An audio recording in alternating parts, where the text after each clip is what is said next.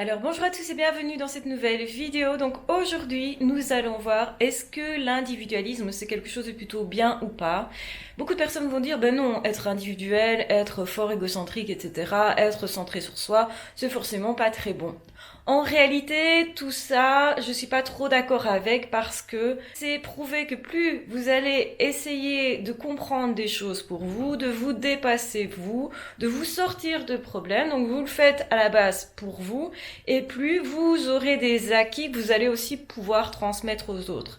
Et évidemment, ça dépend de ce qu'on fait, de ce qu'on a appris. Je vais prendre un exemple concret. Si dans ma vie je n'avais croisé aucun pervers narcissique, ben forcément je ne saurais pas exactement comment il fonctionne et je ne saurais pas non plus vous donner mes connaissances puisque je ne me serais pas intéressée à la question très probablement, ou alors je ne l'aurais pas vécu, donc je verrais ça de façon très lointaine. J'aurais pu éventuellement étudier ce sujet-là, mais quand vous ne l'avez pas vécu, forcément, vous pouvez pas analyser autant, vous ne cherchez pas parce que vous n'êtes pas concerné. Donc quand on est concerné par quelque chose, ben forcément, on va chercher à s'en sortir. Et puis à un moment donné, quand on a fait ça, on se dit, mais au fond, ce que j'ai appris, j'ai aussi l'occasion de le transcendenter justement en le donnant à d'autres personnes, en faisant autre chose. Et c'est d'ailleurs ce que je vous dis tout le temps, c'est faites de vos malchances quelque part une chance. Donc ça veut dire, au départ, effectivement, ce sont certainement des expériences que vous n'auriez pas souhaité vivre. Et même, vous voyez ça plutôt comme une malchance, comme un manque d'aubaine, comme quelque chose que vous auriez préféré éviter. Et c'est vrai que ça vous demande des efforts, que ça vous impacte émotionnellement énormément. Et en fait, c'est cet impact émotionnel qui va faire que vous allez chercher à vous en sortir, vous allez commencer à avoir la niaque pour vous en sortir, vous allez chercher, parce que, au fond, ce qui vous intéresse, c'est vous en sortir, vous. Donc quelque part, quand vous faites ça, vous êtes individualiste, vous êtes centré sur vous. Cherchez à vous améliorer. C'est parce qu'on cherche à s'améliorer que l'on y met autant d'énergie, certainement. C'est parce qu'on est concerné et donc quelque part parce qu'on est égoïste et individualiste. Ça ne veut pas dire qu'on reste dans l'égoïsme et dans l'individualisme. Sinon, on garderait ça pour soi, on garderait nos connaissances pour soi, on chercherait pas à les communiquer à d'autres, mais on le fait aussi pas que pour l'autre, on le fait aussi pour soi.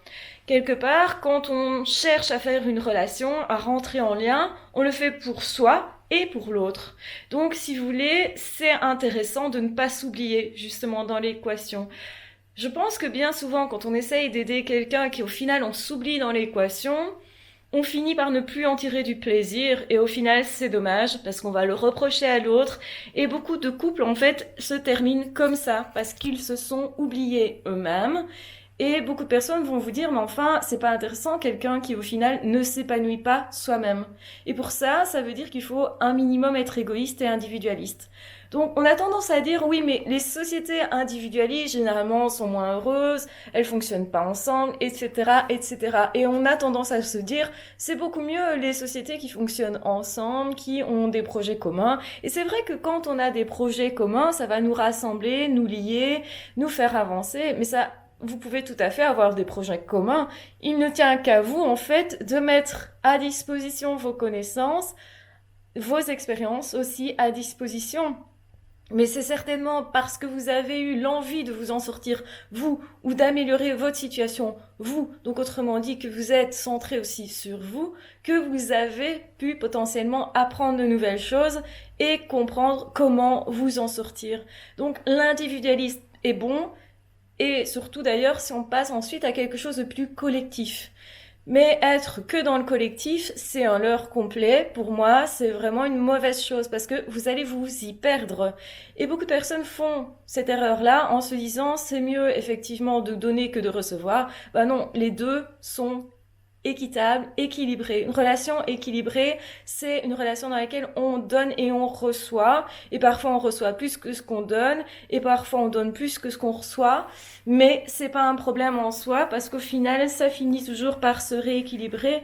Quand on s'oublie, quand on oublie une des deux parties, en fait, quand on est centré que sur soi, ben à un moment donné, forcément ça devient étouffant parce que vous n'êtes pas lié aux autres et forcément, il vous manque quelque chose, même si beaucoup de personnes vont dire, mais moi j'aime bien être tout seul.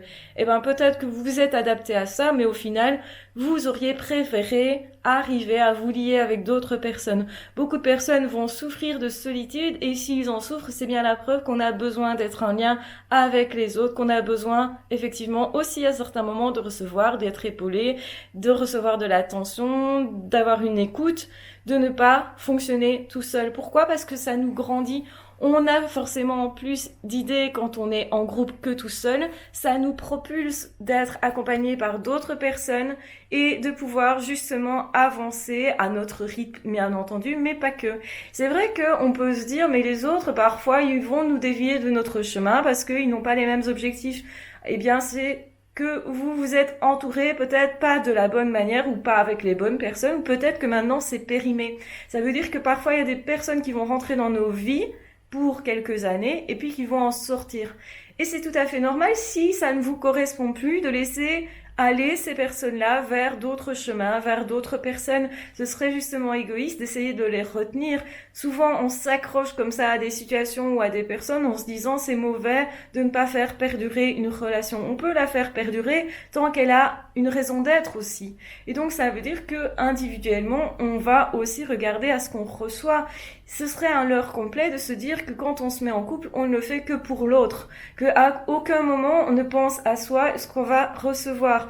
Pourtant, quand on est en période de crise, relationnellement, que ce soit dans le couple, que ce soit dans d'autres relations, que ce soit des relations établies ou non, que ce soit des relations d'amitié ou même de copinage ou même de voisinage, quand toujours c'est à notre désavantage que la situation s'empire, en fait, eh bien, qu'est-ce qu'on va faire? On va rompre la relation, on va prendre des distances, ou bien on va réagir par rapport à ça, éventuellement même avec de l'agressivité ou avec de la tristesse, que sais-je d'autre, mais bon, ce n'est jamais que évaluer ce que oui ou non je suis en position aussi de pouvoir recevoir. Ça veut dire est-ce que moi je suis capable de recevoir, est-ce que l'autre peut me donner aussi, est-ce qu'il y a quelque part aussi un équilibre à ce niveau-là. Ce serait vraiment un leurre de se dire c'est mieux d'être que individualiste ou que collectif. Je pense qu'il faut un mélange de tout ça pour trouver quelque chose d'équilibré pour que vraiment ça soit sain. Et beaucoup de personnes vont se dire mais non, c'est mieux quand on est tous orientés vers les autres, etc. Est-ce que ce n'est pas votre culture qui vous fait croire ça, ou est-ce que ce n'est pas votre éducation, donc familiale, ou éducation au niveau de l'école, qui vous fait penser ça? Est-ce que vraiment c'est équilibré ça? Est-ce que après coup certaines personnes ne disent pas justement on m'a appris à tout donner et au final j'aurais pas dû faire ça, parce que au final j'enlève aussi la joie à quelqu'un de me donner et donc de recevoir en fait. Donc, être dans le bonheur, créer du bonheur chez l'autre, ce n'est pas uniquement lui donner quelque chose, ça peut être aussi accepter quelque chose de l'autre. Et je pense qu'il y a un équilibre à ce niveau-là qui se fait naturellement en fonction des personnes. Il y a des personnes bien sûr à qui vous allez donner plus et d'autres avec qui vous allez plus recevoir. C'est tout à fait normal, ça s'équilibre et ça fait partie de la relation. Donc regardons aussi ce qui nous convient et ce qui ne nous convient pas. Donc individualisme n'est pas à mettre à la poubelle, l'égocentrisme n'est pas non plus à mettre à la poubelle, j'en avais déjà parlé, il faut être un minimum égocentrique parce que quand vous ne l'êtes pas au final, ça veut dire que par exemple vous allez vous mettre en couple et au final vous ne pensez pas à vous-même. Donc quelque part, vous ne nourrissez pas leur relation à deux, donc vous ne nourrissez pas quelque chose, vous ne créez pas quelque chose parce que vous pensez ne pas mériter peut-être. Donc quand on ne se place pas en position de moi aussi je suis important, qu'est-ce qui se passe derrière? Est-ce que vous avez des croyances qui vous limitent ou qui vous empêchent de croire qu'au final vous êtes quelqu'un de bien, d'important et que vous avez aussi le droit de recevoir ou pas? Qu'est-ce qui se passe exactement? C'est peut-être intéressant de se poser la question et de se dire qu'est-ce qui est vraiment équilibré, parce que si moi je ne fais pas attention à ma famille, ça veut dire que quelque part, si je ne fais pas attention à moi, je ne saurais pas, par extension, faire attention à ma famille et aller vraiment dans quelque chose qui soit équilibrant, et je ne saurais pas peut-être être protecteur par rapport à mes enfants. Si je suis protecteur, c'est aussi parce que quelque part, j'identifie ces personnes-là comme étant une partie de moi et donc comme étant précieux. Et donc pour faire ça, il faut un minimum être égocentrique. Personnes qui sont pas assez égocentriques, justement, vont donner tout à l'extérieur, mais ne vont pas prendre de place, ne vont pas prendre leur place du coup. Donc comment aider quelqu'un d'autre quand on n'est pas équilibré soi, quand on ne sait pas se donner à soi?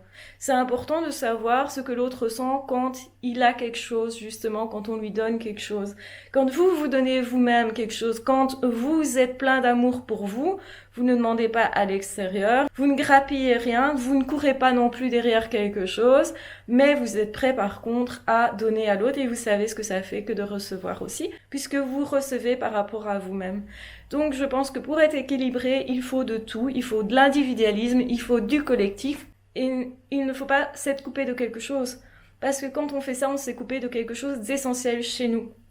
Donc s'accepter dans toutes ces parties, c'est parfois aussi accepter la partie égoïste de soi, individualiste de soi, la partie individualiste aussi de la société, parce que ça va plus loin que soi bien entendu, c'est centré sur la société. Les gens qui disent généralement une société individualiste, c'est pas bien, c'est parce que généralement ils ont du mal avec leur propre individualisme, leur propre égoïsme. Mais n'est-ce pas égoïste de ne pas accepter de l'autre, de recevoir, de ne pas justement non plus faire en sorte de comprendre le cadeau qui vient de l'autre.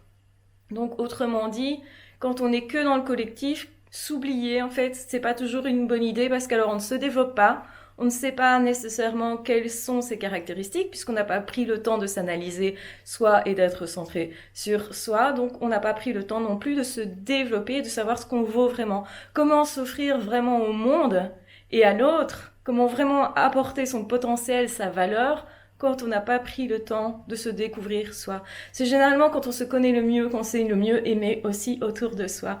S'aimer soi, c'est important parce qu'on fait partie du monde, parce qu'on fait partie des autres aussi, parce que quelque part, on a tous des fonctionnements qui sont proches. Donc quand on sait quels sont nos besoins, on peut les comprendre aussi chez l'autre, on peut aussi les satisfaire quand on est capable de satisfaire les nôtres. Donc c'est important d'être individualiste et avec ce qu'on aura appris de notre parcours personnel, parce qu'on voulait seulement s'en sortir soi, on pourra ensuite l'offrir aux autres. Voilà comment moi je vois les choses en tout cas, et c'est beaucoup plus équilibré de se dire à certains moments je serai égoïste, à certains moments je ne le serai pas, à certains moments je serai individualiste, à certains moments je ne le serai pas. Et c'est normal de ne pas être qu'une chose, on est tout à la fois, et c'est pour ça que nous sommes ce que nous sommes, c'est-à-dire des êtres humains, et nous avons tout à fait le droit d'être comme nous sommes, tout simplement. Voilà, à chacun de faire ses choix, à quel moment je serai comme ça, à quel moment je serai comme ça, c'est à nous de choisir, et c'est ça qui fait que le chemin, pour moi, est beau, et intéressant, et nous apporte beaucoup personnellement et collectivement. Voilà, je vous embrasse bien fort, je vous aime très fort, prenez soin de vous et de toute façon on se retrouve très vite dans d'autres vidéos ou dans d'autres podcasts. Si vous le souhaitez, vous pouvez vous abonner à la chaîne. Vous pouvez aussi soutenir mon travail en rejoignant la chaîne. Vous pouvez aussi évidemment commenter les vidéos, poser d'autres questions et surtout, prenez bien soin de vous. Ah, ciao, bye bye!